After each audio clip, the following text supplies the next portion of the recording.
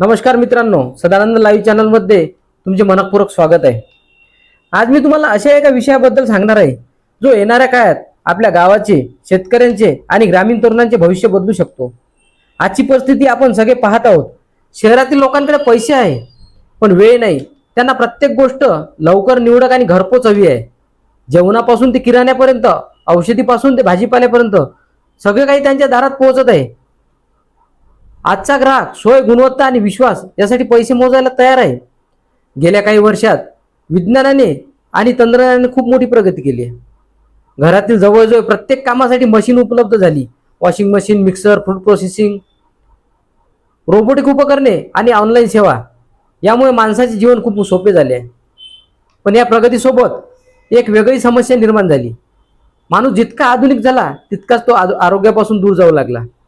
मधुमेह, रक्तदाब, हृदयविकार, ताणतणाव, अनेक जीवनशैली संबंधित आजार वाढू लागले। त्यामुळे लोकांना एक गोष्ट स्पष्ट समजली आहे की जर खरोखर निरोगी राहायचे असेल तर नैसर्गिक आणि पारंपरिक जीवनशैलीकडे परत जावे लागेल।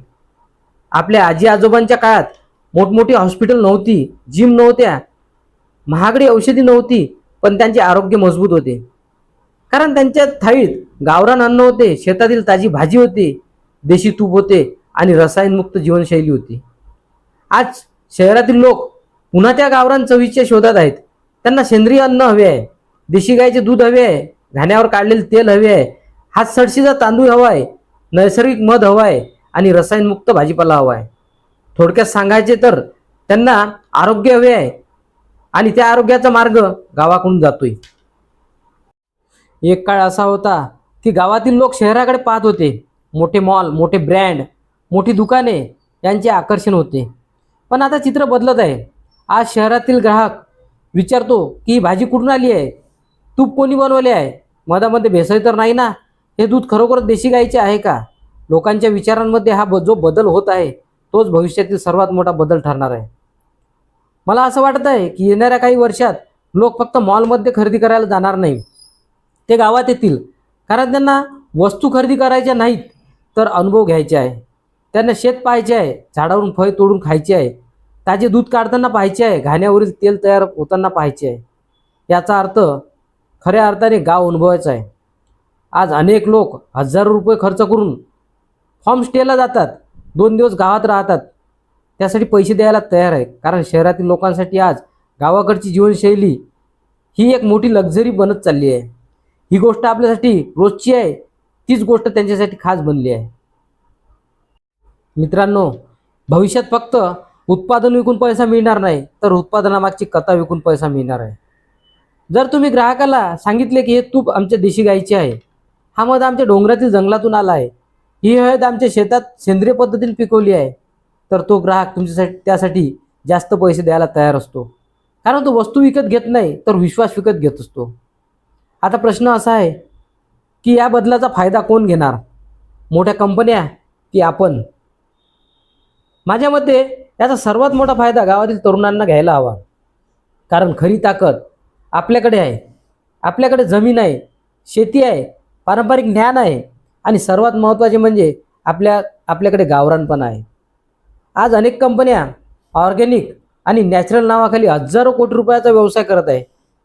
खऱ्या अर्थाने नैसर्गिकता कुठे आहे? ती आपल्या गावात आहे, ती आपल्या शेतात आहे, ती आपल्या जीवनशैलीत आहे। म्हणून आजच्या ग्रामीण तरुणांनी स्वतःकडे फक्त शेतकरी म्हणून पाहू नये, त्यांनी स्वतःकडे उद्योजक म्हणून पाहायला सुरुवात केली पाहिजे। गावरान तूप, देशी गाईचे दूध, मध, मसाले, लोणचे, सेंद्रिय भाजीपाला, धान्य प्रक्रिया, फार्म टुरिझम, शेळीपालन, कुक्कुटपालन अशा अनेक क्षेत्रामध्ये मोठ्या संधी निर्माण होत आहे। आज व्यवसाय सुरू करण्यासाठी मोठे दुकान लागत नाही।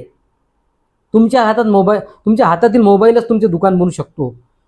सोशल मीडियाच्या माध्यमातून तुम्ही थेट ग्राहकापर्यंत पोहोचू शकता। पूर्वी बाजारपेठ शोधावी लागत होती, आज बाजारपेठ तुमच्या मोबाईलमध्ये आहे। मित्रांनो, एक गोष्ट लक्षात ठेवा, आज लोक मोठ्या ब्रँडवर विश्वास ठेवतात, पण उद्या गावरान हाच तुमचा सर्वात मोठा ब्रँड असणार आहे। कारण लोकांना आता फक्त आकर्षक पॅकिंग नको आहे, त्यांना शुद्धता हवी आहे, नैसर्गिकता हवी आहे आणि आरोग्य हवे आहे। आणि या तिन्ही गोष्टीचे दुसरे नाव म्हणजे गावरान। म्हणून वेळ अजून गेलेली नाही, संधी ओळखा, स्वतःवर विश्वास ठेवा आपल्या गावातील संपत्तीची किंमत ओळखा. आणखी आपल्या उत्पादनांना ब्रँड बनवायला सुरुवात करा.